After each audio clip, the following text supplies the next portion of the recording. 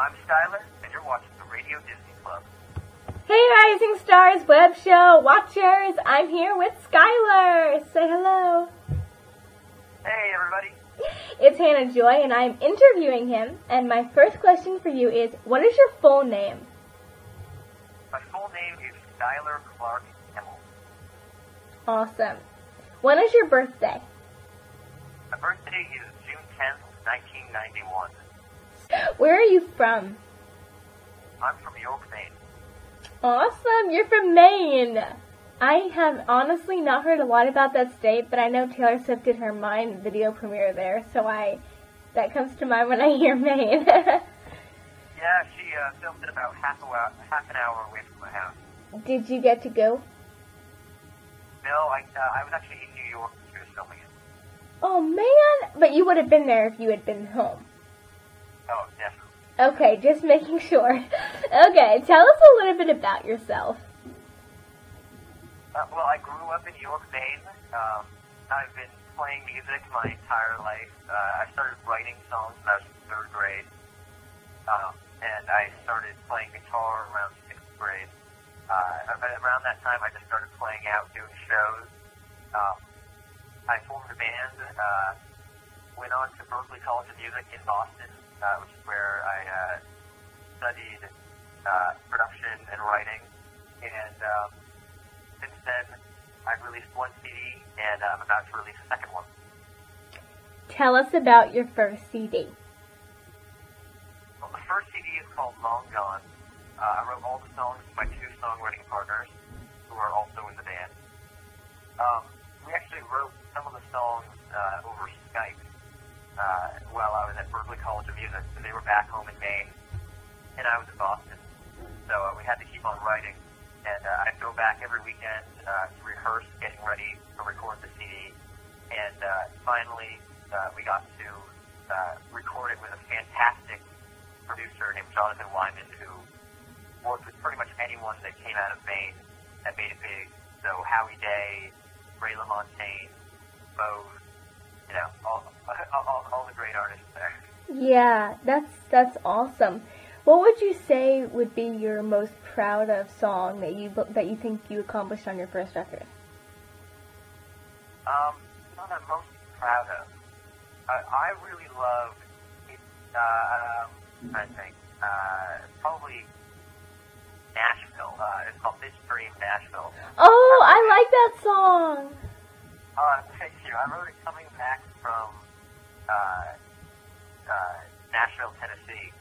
I had this story in my head about, what if I was coming back for a girl after being alone for a long time, and, just worrying that maybe I had gone too long and that she didn't want me anymore. So, was that just a story in your head, or was that the real deal?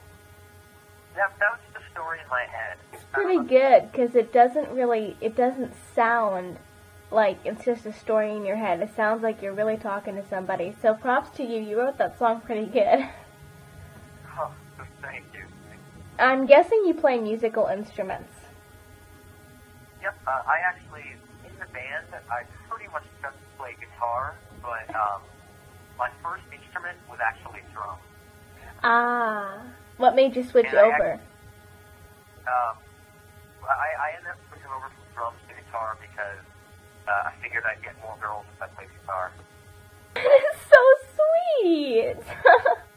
Do you perform, when you're performing, do you do any vocal exercises, or what do you do to warm your voice up to make sure your voice sounds as good as your guitar does?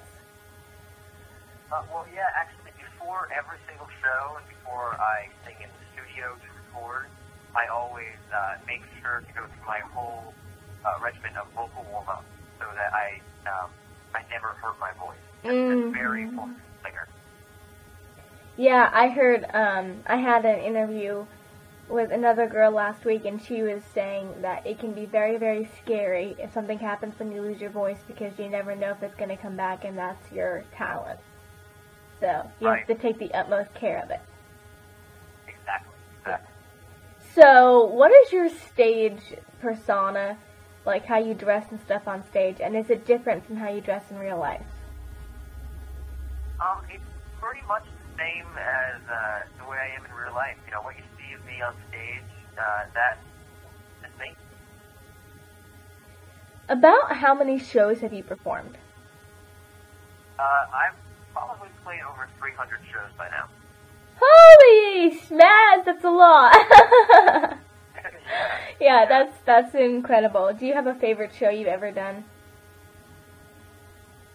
The first time that we ever played in Vermont was actually probably my favorite show, because we had never played there before, and we got there in the middle of a snowstorm. We were headlining the show, and the place was totally packed. So that was a really special moment. Because they came to see you in the snow. Exactly. Have you been able to perform any songs on your upcoming CD at a show yet, or are you waiting everything and let the fans just hear everything all at once when it comes out? We actually like to, if time allows, we really like to play songs at shows as many times as we can before we ever get to the studio.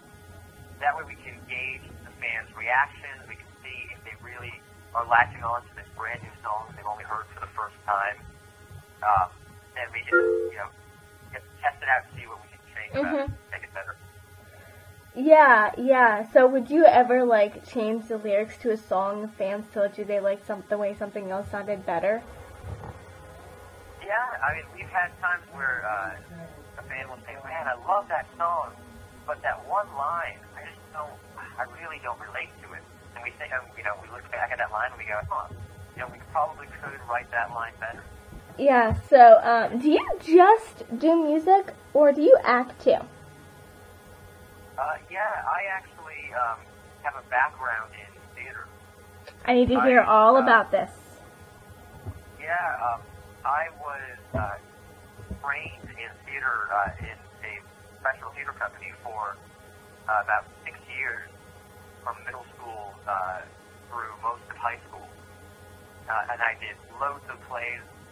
Eventually, I started switching more to music because I had to pick one focus in order to really do my best at everything.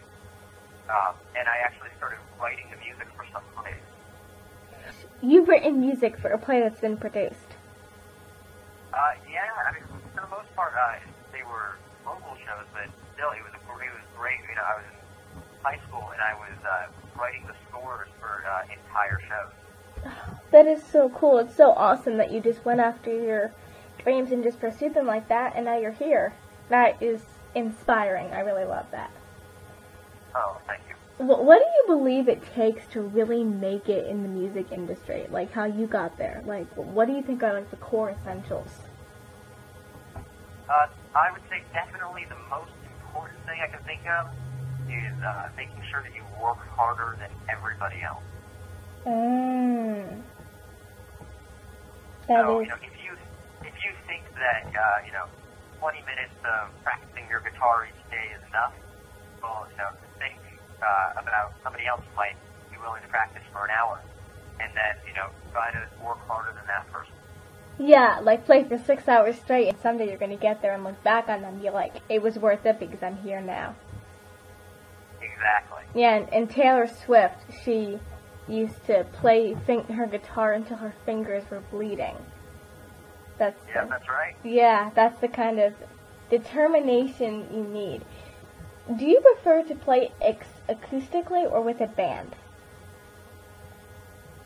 Well, I actually oftentimes play acoustic guitar at shows with the entire band. Ah. Yeah, so I love playing acoustically because you can really connect with the fans, but then being able to also have a band behind you, it just adds more power to the show. So when you're performing on stage, would you rather sit there playing with a guitar sitting on a stool, or do you just like using a microphone and touching all your fans' hands? How do you like to do it? Oh, I never sit down when I play, ever. Ever? I'm almost against it. Why are you almost against it? I just feel like, people are paying to come see a show, and if you're sitting down, at least in my opinion, for my music, if I'm sitting down, I'm not giving it my all. And I really feel like I owe it to my fans to give them every ounce of energy that I've got. I like that. I definitely like that. And that concludes part 1 of our exclusive interview with our special summer artist, Skyler. Want to listen to part 2? Just go to our YouTube channel and listen to it right now. You're watching the Radio Disney Club.